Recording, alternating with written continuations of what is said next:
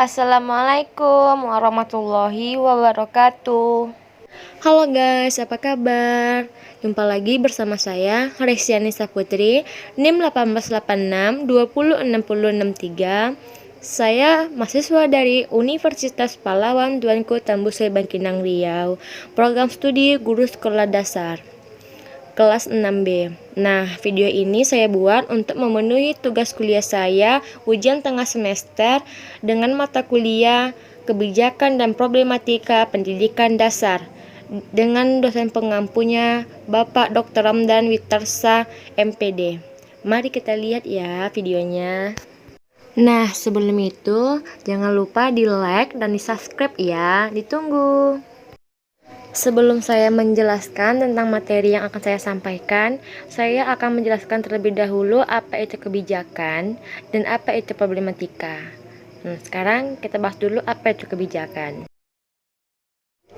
Kebijakan adalah suatu kumpulan keputusan yang diambil oleh seorang pelaku atau kelompok politik dalam usaha memilih tujuan-tujuan yang dicapai. Dan apa itu problematika? Nah, problematika yaitu berbagai masalah-masalah yang sulit dihadapi.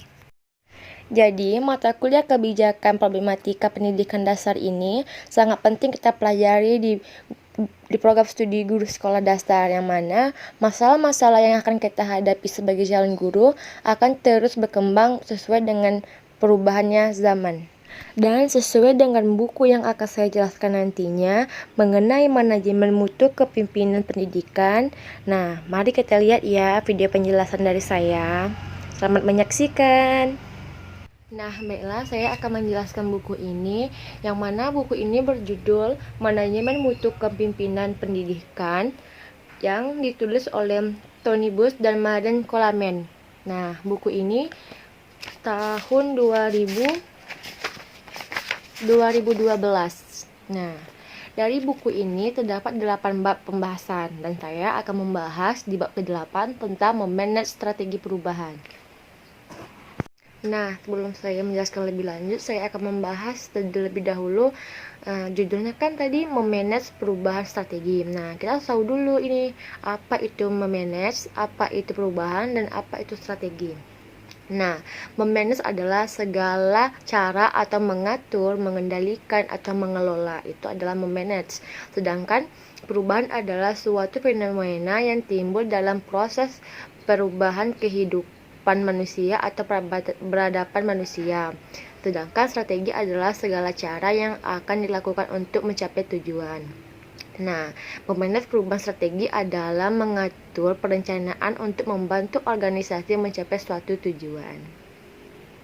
Nah, adapun prinsip umum institusi pendidikan yang harus diterapkan, yang pertama, syarat utama sekolah adalah mempromosikan belajar muridnya dalam sebuah kurikulum yang dapat diterima dan dalam pengambilan keputusan atau sebagai yang ditetapkan oleh hukum. Yang kedua, sebuah organisasi sekolah harus mempunyai tujuan akhir secara efisien dan efektif. Yang ketiga, dalam sebuah organisasi semacam itu, ketenangan akan muncul antara otonomi tenaga kerja, profesional, dan kontrol manajemen. Terdapat 3 aspek manajemen strategi pendidikan yang penting. Yang pertama, pentingnya menggunakan pendekatan proaktif, karena strategi prioritas pada jangka waktu yang panjang. Ia memerlukan sebuah pandangan ke depan yang disesuaikan dengan visi masa depan yang jelas. Jika manajemen bersifat reaktif, maka ia akan mengalami kesulitan dalam perspektif pada jangka panjang. Yang kedua yaitu ciri-ciri strategi. Nah, yang pertama itu fokus pada jangka panjang, yang kedua kreativitas, yang ketiga membaca atau mengamati lingkungan eksternal, yang keempat mengadopsikan sebuah pandangan yang menyeluruh. Nah, yang ketiga, syarat bagi manajer strategi adalah bertanggung jawab terhadap pengambilan keputusan atau mengambil kebijakan.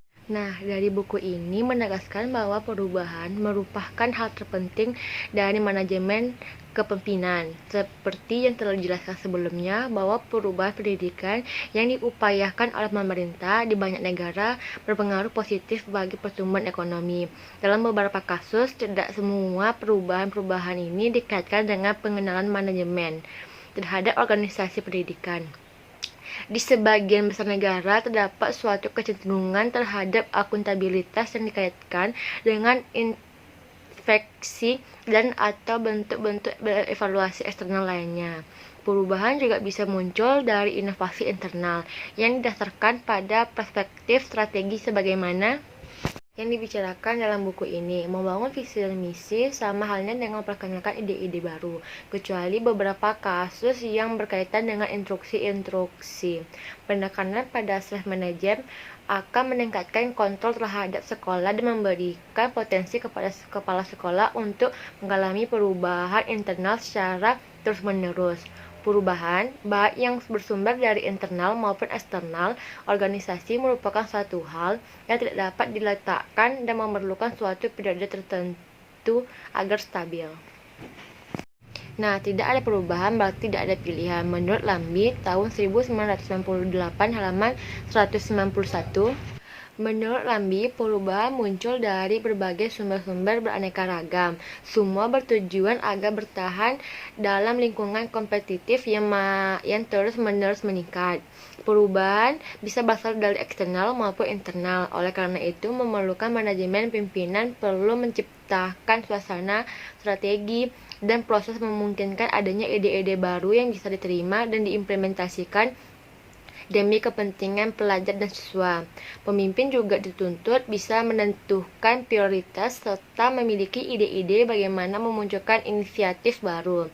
Perubahan strategi bisa ditandai dengan skala waktu yang cukup luas. Sebagaimana dijelaskan sebelumnya, perubahan internal yang terjadi juga harus konsisten dengan prioritas dan terinvestigasi melalui perencanaan strategi yang meskipun asumsi-asumsinya rasional semacam itu tidak selalu ada dalam organisasi-organisasi yang kompleks seperti sekolah. Ia juga sesuai dengan mengantisipasi tren nasional dan internasional melalui perencanaan skenario. Nah, dalam buku ini Lami menuliskan beberapa isu. Yang pertama, perubahan adalah sesuatu yang tidak dapat ditolak. Yang kedua, pengalaman perubahan seringkali membosankan. Yang ketiga, mendefinisikan kriteria sukses bagi perubahan adalah suatu hal yang sukar dipahami. Yang keempat, perubahan yang berhasil dalam pendidikan memerlukan waktu. Yang kelima, perubahan sering ditentang oleh New World internal dan eksternal melalui proses-proses politis. Nah, jadi dalam buku ini terdapat jelas bahwa perubahan itu sangat penting dilakukan. Nah, nantinya kita sebagai calon guru juga akan dihadapi dengan berbagai masalah, fenomena masalah yang akan kita hadapi nantinya. Jadi kita harus bisa memanage perubahan dengan berbagai strategi yang kita miliki. Cukup sekian yang dapat saya sampaikan. Materi ini semoga bermanfaat dan ini saya buat untuk menambah dan memenuhi kebutuhan kuliah saya, tugas ujian tengah semester saya. Apabila ada salah kata, saya mohon maaf dan saya akhiri dengan wabillahi taufiq wal hidayah. Assalamualaikum warahmatullahi wabarakatuh. Terima kasih telah menonton.